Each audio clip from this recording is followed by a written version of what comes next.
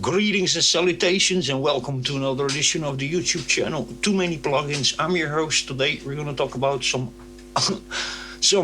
new Russian collusion hoax that is on several newspapers. It was about 2 days ago. I got really astonished by this. Was Donald Trump a Russian spy in 1987? Bizarre allegations by ex-KGB officer will surprise you.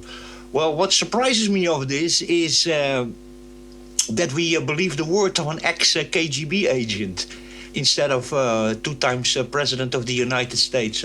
These guys just cannot stop in trying to bury him and to destroy him completely. And they come again with the Russian collusion hoax and all this kind of nonsense, and it's really weird. I mean, I can be really honest. If I read this article and this whole story, I don't even think that the former KGB officer even exists, to be very honest. And, first of all, let him first really prove that he is actually a KGB officer, It's just so weird, that, and then I think even that people, buy this kind of nonsense, And then the nickname, by the way, of Trump when he was recruited by the Soviet Union was Krasnov.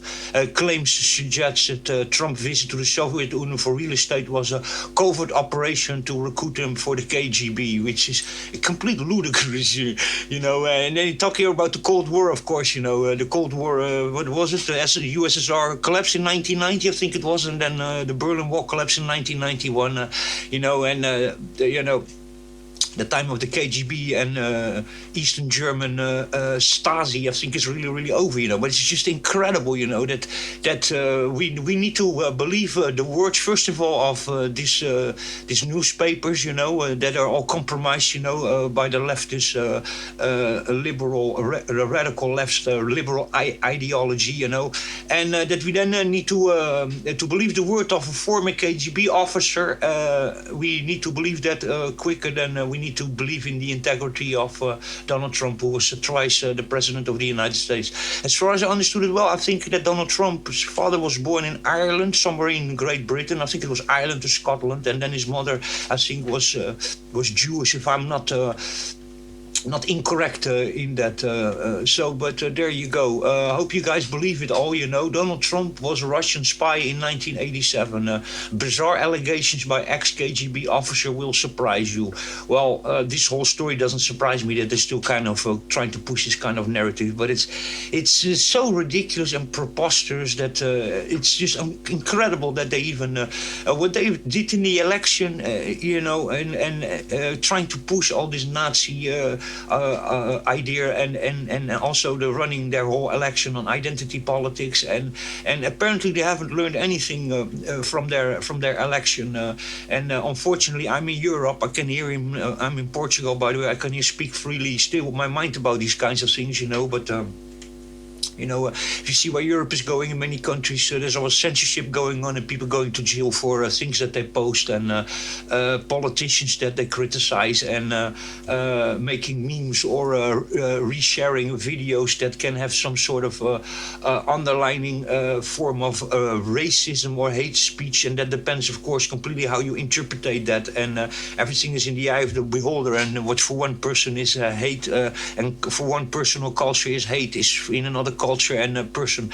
completely acceptable. And the intention of a thing doesn't need to be hateful at all. And that just, here they are really being the mind police. They basically trying to censor everybody and silence everybody, and being literally the thought police, basically. I'm not even going to go much farther in that, because Europe is really on a critical down path, let me say it like that, and the Democratic Party and the radical left also in the United States, and of course Europe also being woken with all sorts of radical leftist ideology that is completely embedded in here. And this is also why Europe is lately making such strange decisions. Also, if it concerns, getting a peace deal between Russia and the Ukraine war, and also with their ideas about Hamas and Palestine and Israel, the kind of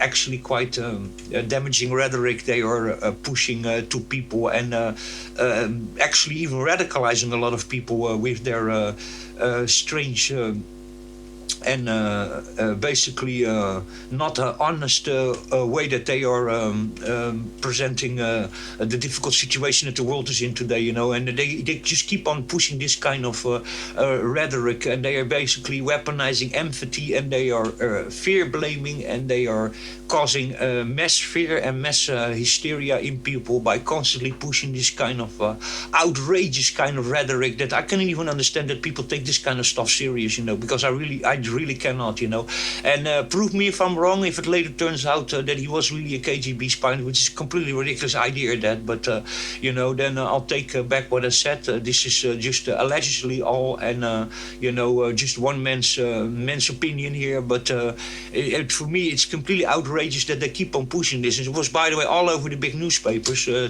days ago, and they just keep on pushing this, and there's no proof here whatsoever. We have just here a former KGB officer. We don't even know if that guy was even a KGB officer that claims that Donald Trump was recruited as a Russian spy in 1987, codenamed Krasnov. Today it was already pushed even in Portugal on one very pro-European Union, pro-leftist, pro-Ukraine, pro-Palestinian news channel here in Portugal called Now TV, where they were already just saying this as this just being a fact, and I think this is very, very and very, very strange that they even present this as a fact, while everybody's here saying that it's just a former KGB officer. Nobody knows if he was a KGB officer that claims then that this is true, and we take his word over the word of a 2 times president of the United States, and a person that they tried many times to indict, but